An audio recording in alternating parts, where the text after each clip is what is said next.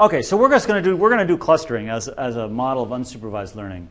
The most popular clustering algorithm in the world is this one called k-means.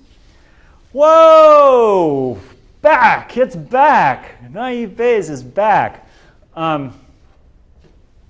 So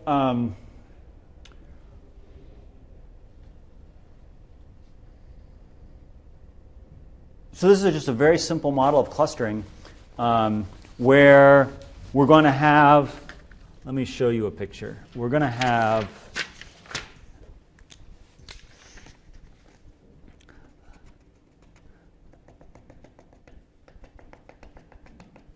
like, let's say somebody gives you data that looks like that, right? I mean, it's pretty obvious that there are 3 clusters of points here. So what we're going to do is we're going to search the hypothesis space of clusters to find one that fits our data. And that's going to be our description of the data. Is, hey, this data set consists of 3 blobs. One is centered here, one's centered here, and one's centered here. And about 1/3 of the data is in each blob. That's what we're going to learn. So these are, we might, in fact, one thing people do is for the blobs, they use Gaussian distributions.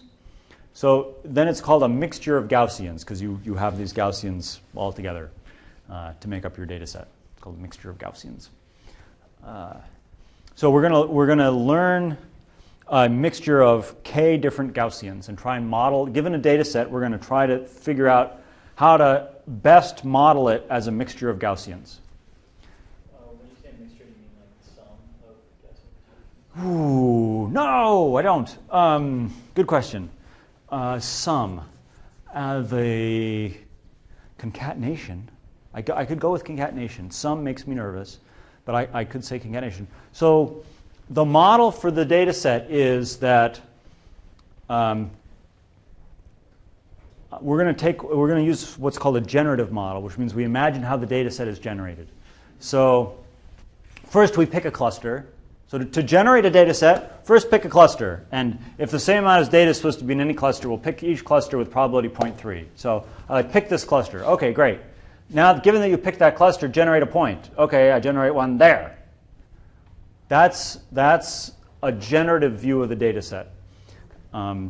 So once you decide what cluster you're in, you only need to pay attention to the parameters of that Gaussian. All the other Gaussians are now irrelevant.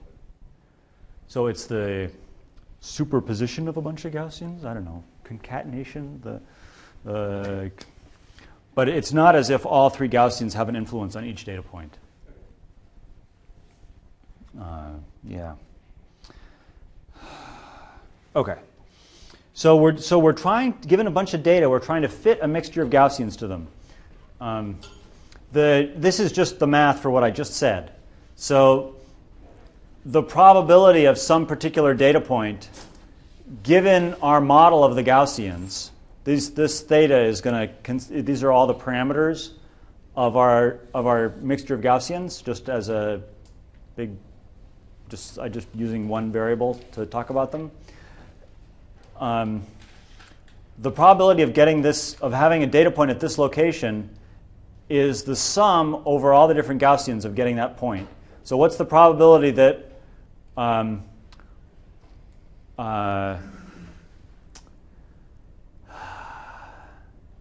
what's the probability that we would be in Gaussian K times the probability that if we were in Gaussian K, we would generate point X? This is a model for the data. If to be more specific, this is just a so if each cluster is a Gaussian, then the probability of generating a particular point from a particular Gaussian is just this. You probably have seen something like this before for the standard bell curve, standard Gaussian distribution in statistics. So the probability of getting a particular data point for a particular cluster, which is characterized by a particular mean and variance, is just... Resupply K, the number of clusters?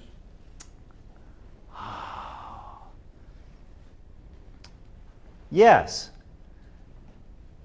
K is controlling how many Gaussians there are in the mixture. How we're going to try and model this data set using a mixture of Gaussians. The more Gaussians we give ourselves, the easier it's going to be to fit the data set. How do we decide what value of K to use?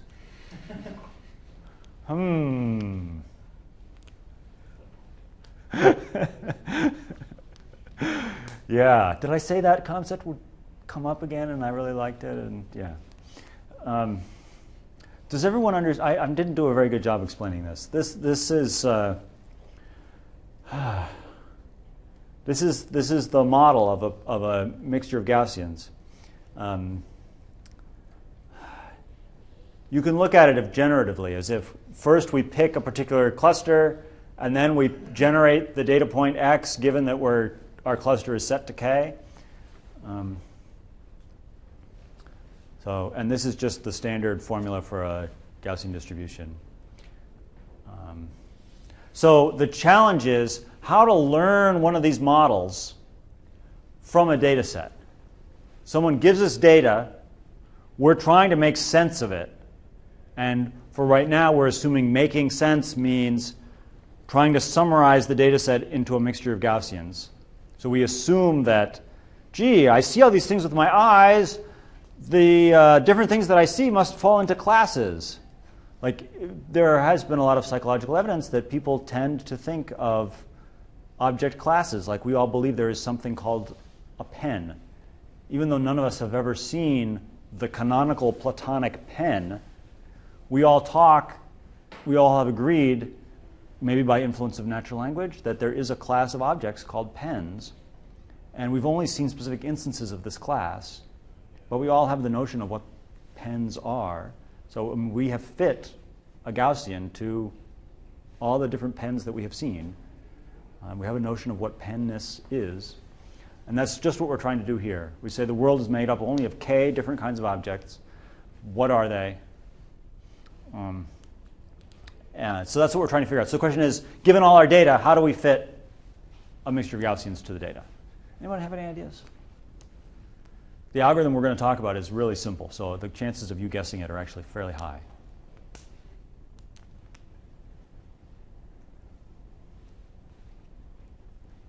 If k, let's say we had a really stupid user or a stupid cross-validation routine, and they set k equal to the number of data points, then what would you do if you were trying to fit the data?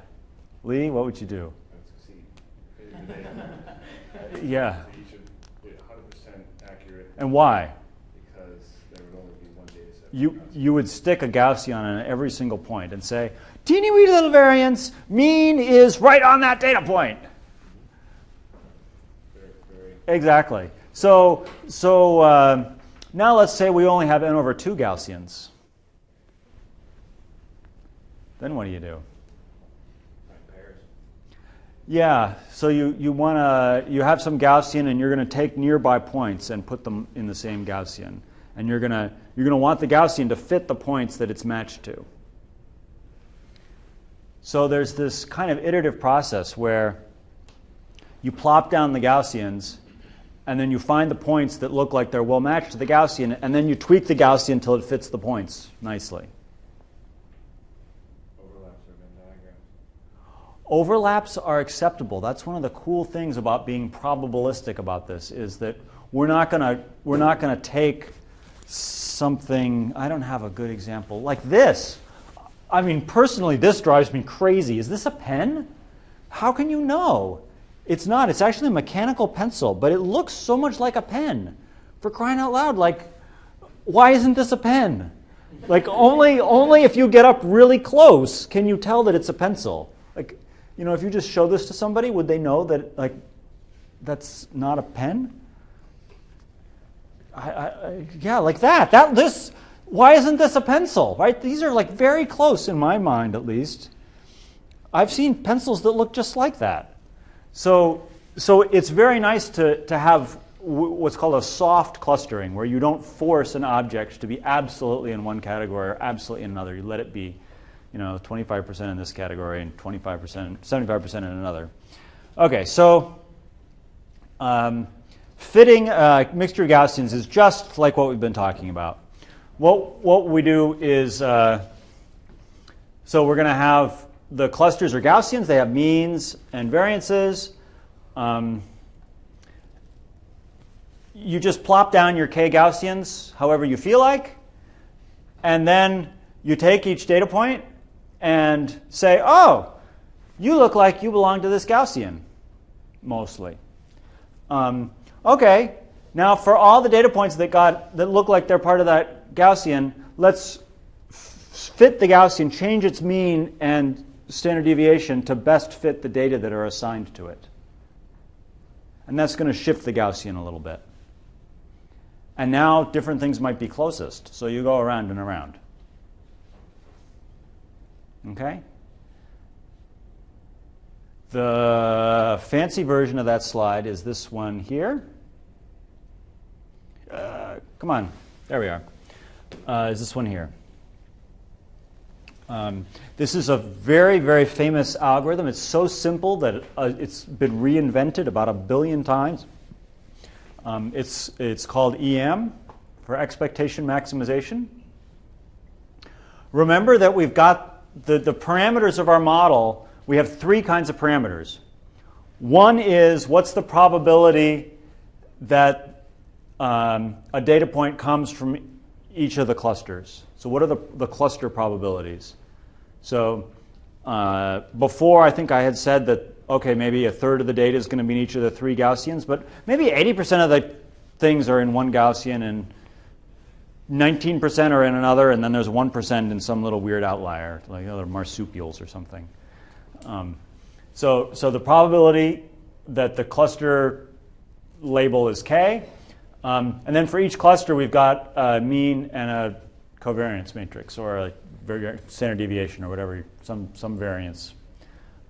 Those are the parameters we have to deal with. So the output of our model fitting process is going to be these parameters.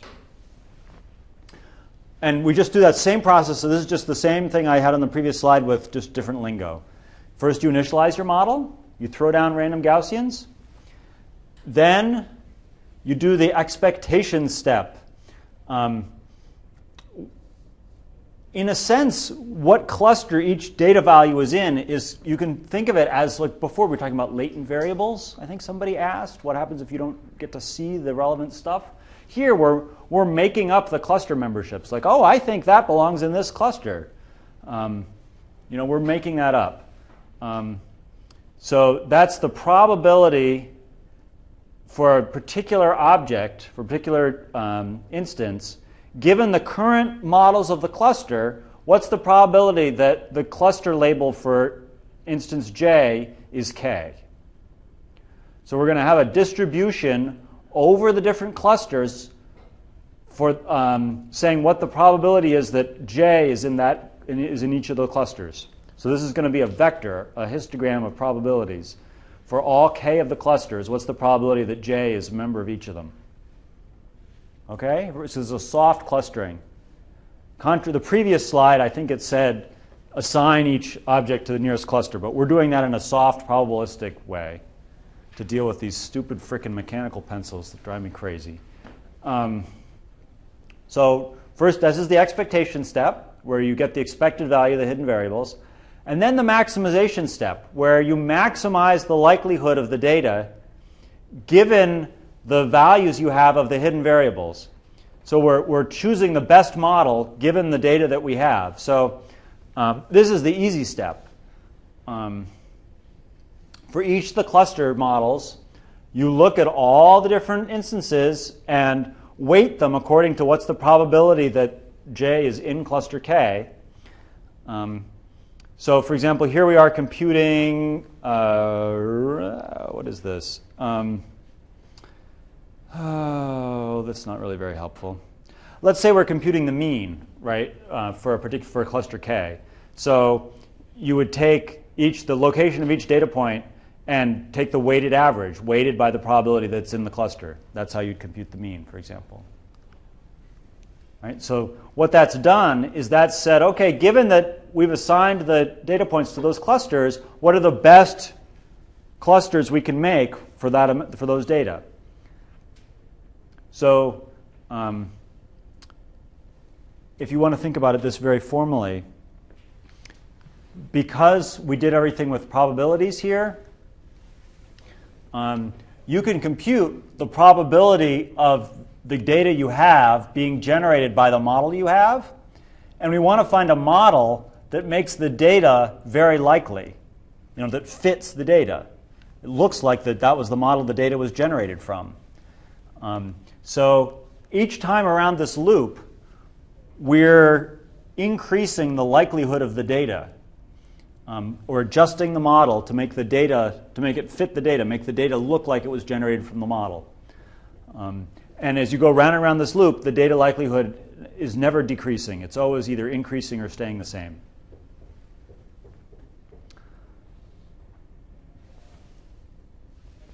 Frank? So if we wanted to try and run this on the handwritten data set that we've been using, Yeah. would the input be what we're getting as input without the labels? Yes. That would make a really fun little project. I don't think it's quite enough for a final project, but what? For next year, for the grad students. Well, but then they wouldn't be able to do boosting. But if you teach them quicker than we do. If I teach them quicker? What? Earlier on in the assignment. Just talk faster. Just talk faster. I don't think that would work. They'll learn faster. What I did want to do is I did have a KNN applet down here somewhere. Here's the data. I guess I was putting down data points before. This applet is a little slow. So that looks to me like it's a couple of clusters at least. Let's see if I can put down another cluster down here. What is this? Is that the number of clusters? 3? Yeah, okay. So there are 3 Gaussians.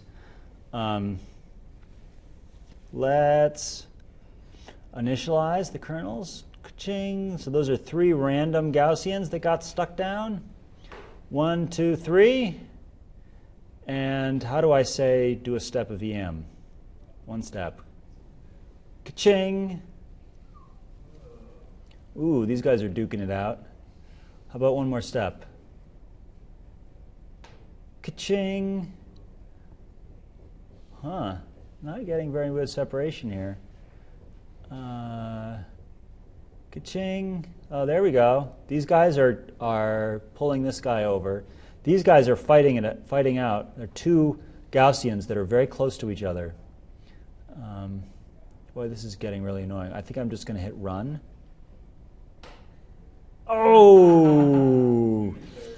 Okay, so, right, I said every step of EM, the model was fitting better. Did I say it was going to converge in the optimal global optimum? No, I didn't, because it's not. It's just like neural net training. It can get stuck in local optima. So that's what we have here. This is a local optimum. I wonder if, am I allowed to add data points as it goes? And see if I can pull it out. Oh, now I screwed it up. Let's stop. Let's initialize some kernels. Now let's run. Oh, there we go. Oh, except this one got spread out. That's not good. So as you can see, EM's a local search. Not so awesome. Stop. Huh. How interesting. Maybe if I have more data, it will be better. This is a pretty broad. Let's try again. Init kernels. Ka-ching, ka-ching. 3 completely random. Let me run. Oh, very nice. Uh-oh. Clicked in the wrong place. Yeah. So that's expectation maximization, trying to fit a mixture of Gaussians to a bunch of data. There's no supervision going on here. We're just trying to have a model fit the data. So someone shows you lots of objects and you figure out, hey, they're chairs, they're tables, they look different, they do different things. That's basically all we're going to say about unsupervised learning in the whole class. It's a very, very interesting topic. People use this a lot for market segmentation, for example. Like, hey, people who buy my products might be of different flavors, and I want to learn the different flavors of people so that I can serve them better, or show them the right ads, or something like that. Like, hey, you fit this cluster of people that buys, lots of these things. Maybe you would like to buy an iPod. Maybe you buy all these other things and you want to buy some organic tomato seeds. Different strokes for different folks. So it's a very commercially valuable thing, clustering. Okay, everyone understand unsupervised learning, mixtures of Gaussians, and EM learning. EM is an incredibly general kind of an algorithm. You can plug any kind of model in here. Right now I plugged in mixtures of Gaussians, but